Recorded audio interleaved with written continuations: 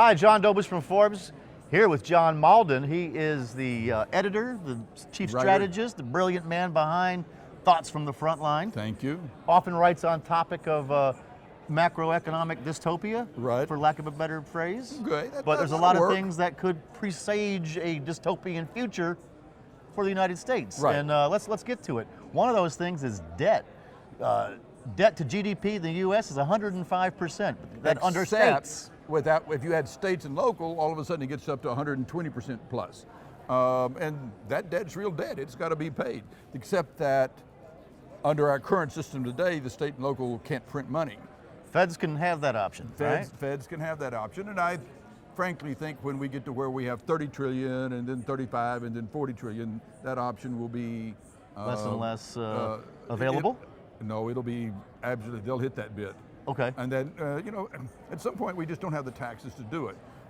We have 120 trillion of unfunded liabilities, but the real unfunded liabilities, the real problem is at the state and local. Right now, the official is about 2 trillion of unfunded. Well, the total revenue for state and local is about 2.5. But if you actually use the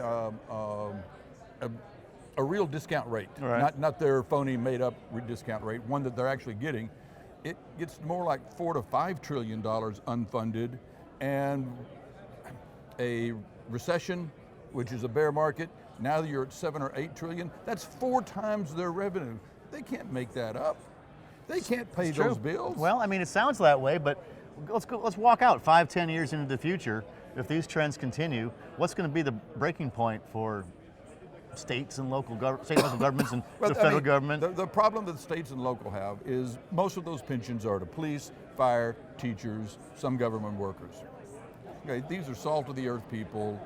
They did what they were supposed to do. They played by the rules. And now the citizens are going to go, we don't want our taxes doubled or tripled in order to pay your pension. There's going to be a fight. Some states and some courts in some states will say, nope, you got to pay it. Well, where? Some courts will say, well, you can negotiate it.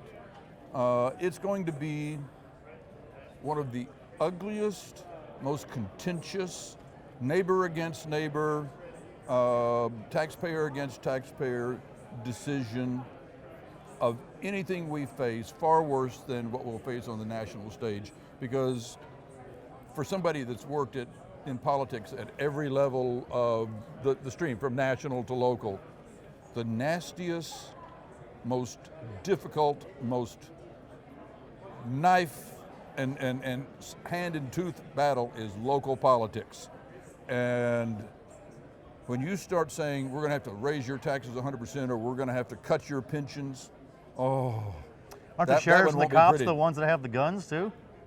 Well, that's true, but I mean, when you start talking about taking away my financial security, I might go to my locker. I would not think police are going to do that, but okay, I moved into Dallas. You think Dallas is a reasonable city? When I moved in 4 years ago, I looked at the pension plan. It was 100% funded. Okay, I'm going to buy this, bond, long-term home. Oh, home, right. That I'm paying taxes on, and I'm going to plan to live here for the next 20 years because it's my dream. This is my dream. Okay. Turns out now they lied.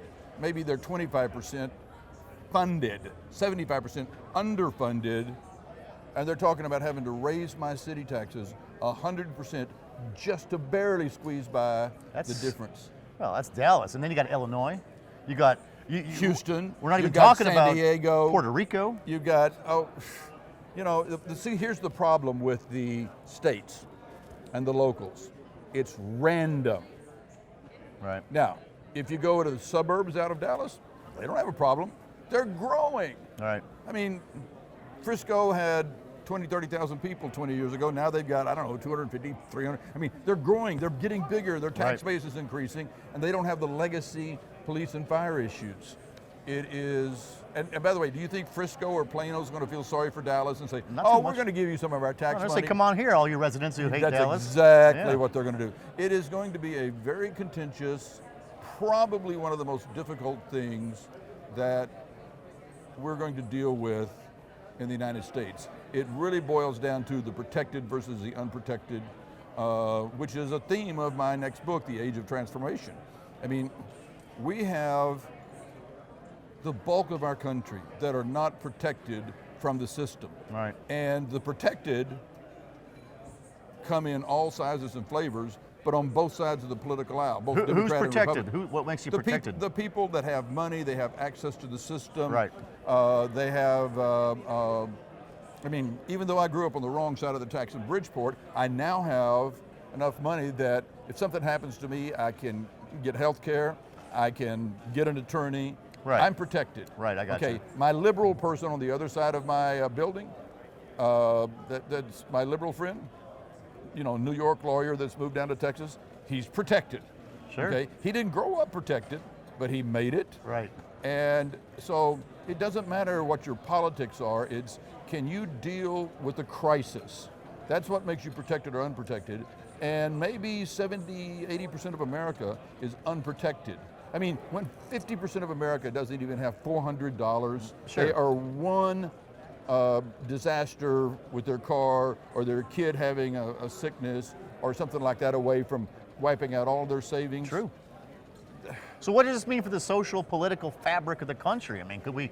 It's going to swing back and forth and back and forth. Yeah. Donald Trump, to his credit, because some of you guys won't like this, but to his credit, he recognized this Gulf between the haves the and gulfs, and he spoke to it. He resonated. Mm-hmm. Hillary didn't.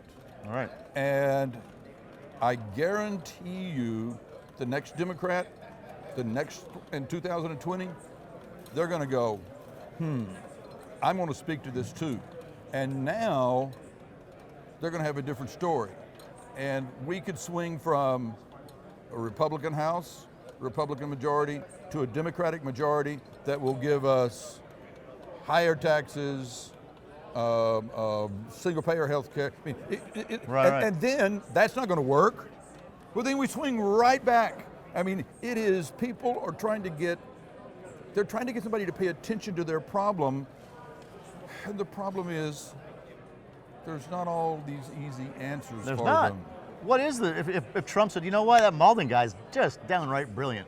He brings you in, gives you the czar power to knock heads or whatever you got to do. What is the solution? What could the government be doing right now? First thing you do is you've got to have real tax reform, not this penny ante stuff they're doing.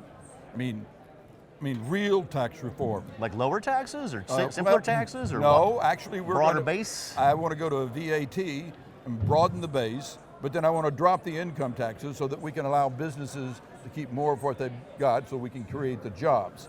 Second thing is we've got to have a decent health care plan. Now, there's a half a dozen ways to do it. We've got to get rid of Frank Dodd. We have to reform Frank Dodd. Mm-hmm. I want to completely replace the FDA.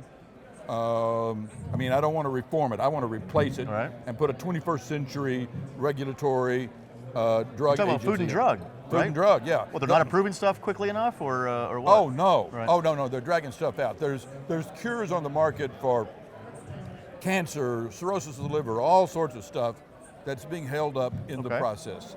And this is stuff that will lower our overall healthcare bill. Right.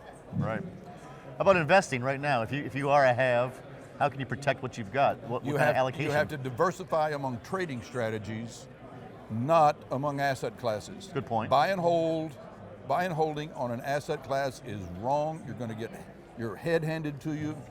You want to diversify trading strategies. And since I'll get a little plug in here, just come to johnmauldin.com, look at Mauldin Solutions, and I'll tell you exactly how to do that. Cool. Good talking to you. John, it's great. John, always good to be with you. John Mauldin. Yes.